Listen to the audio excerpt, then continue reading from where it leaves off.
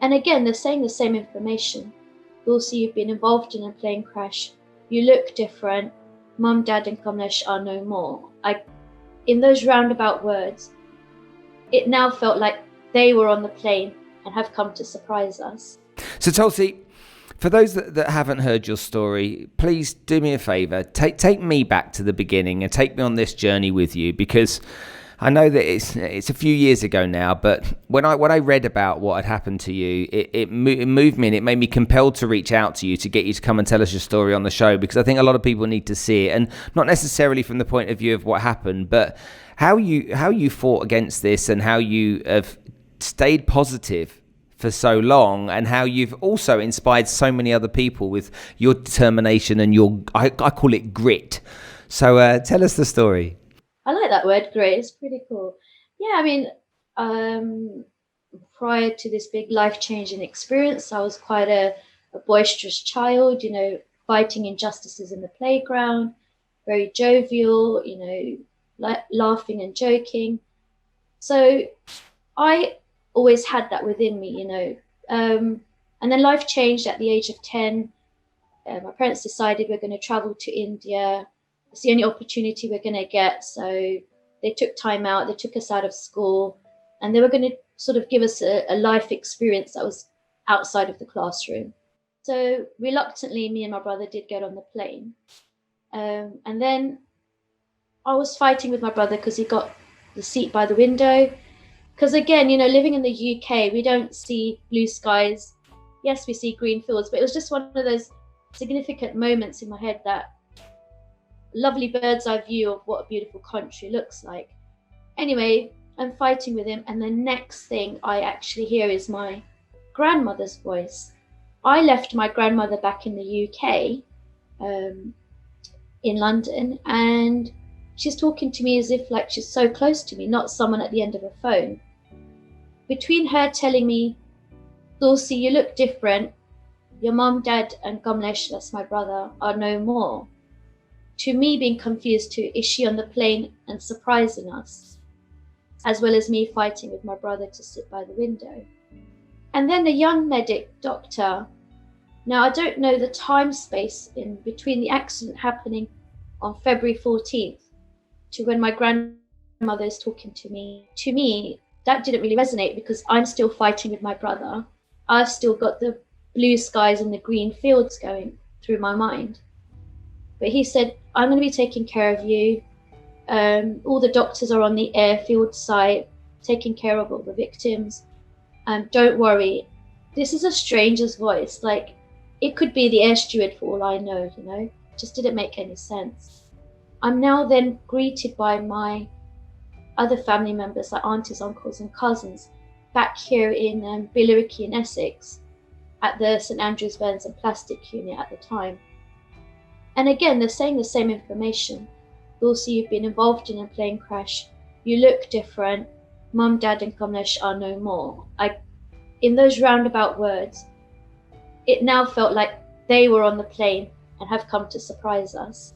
Like I said, I have no idea how much time has passed between the accident to me getting to Billericay. From what I know, it's about 3-4 days. But it felt like time had just stood still. Being in Essex, in and out of surgery, skin grafts, plastic surgery, obviously smoke inhalation trying to keep me alive. So between that going on and the consistent support from my family, I felt quite cushioned, like nothing had really touched me just yet. I hadn't seen myself, my eyes were bandaged. So again, I had no recollection of what was going on. And then about 4 weeks post accident, they removed the bandages from my eyes and so, would you like to see yourself in the mirror? And the person that I was still jovial. I was still quite boisterous. I was still talking to my family as I would have done anyway. They didn't treat me any different. They didn't treat me any special, or, they didn't cushion anything. They just treated Tulsi as Tulsi.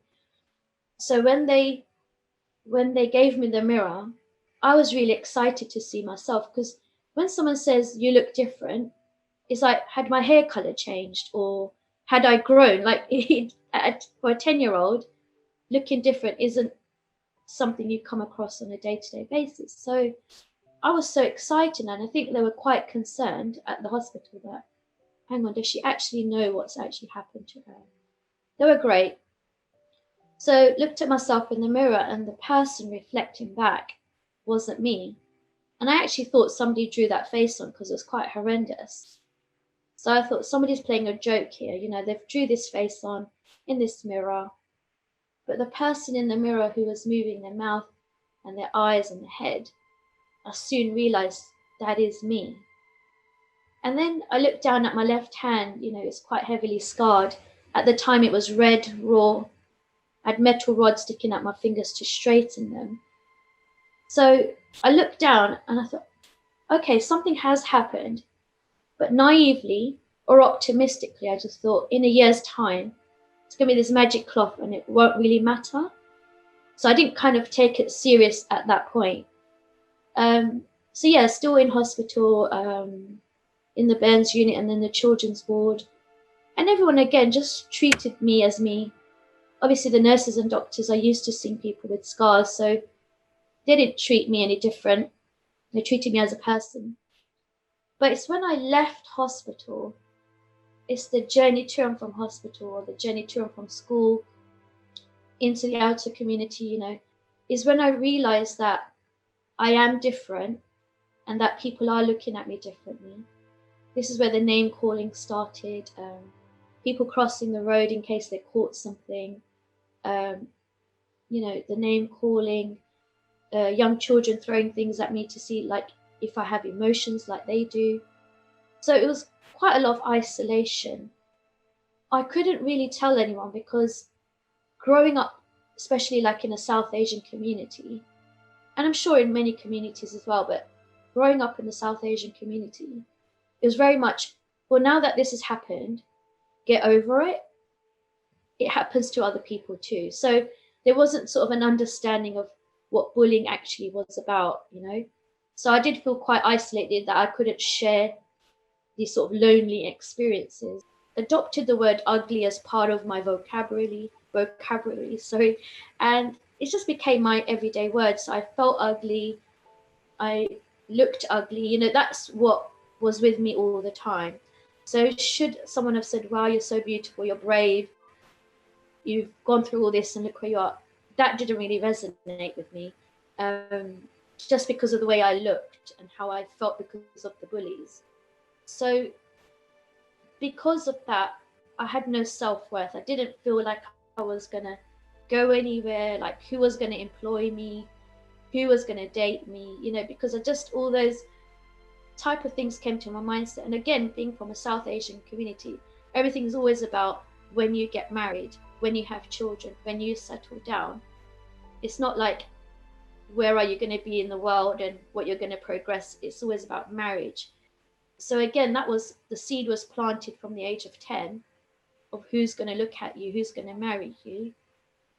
So that stayed with me. So whilst I watched my friends go through the dating and all of that, that's where more loneliness kicked in.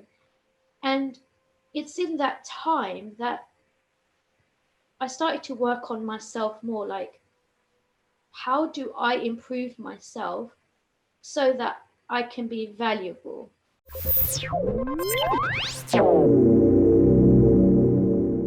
If you enjoyed this episode, do me a favor and click here and you'll be able to see other episodes, which is great. But what do you want? You want to get over there and register, and you can see all the episodes of the incredible guests that we have had on our show. So go ahead and click over there. It'll be so much fun and it'll be value, I promise you.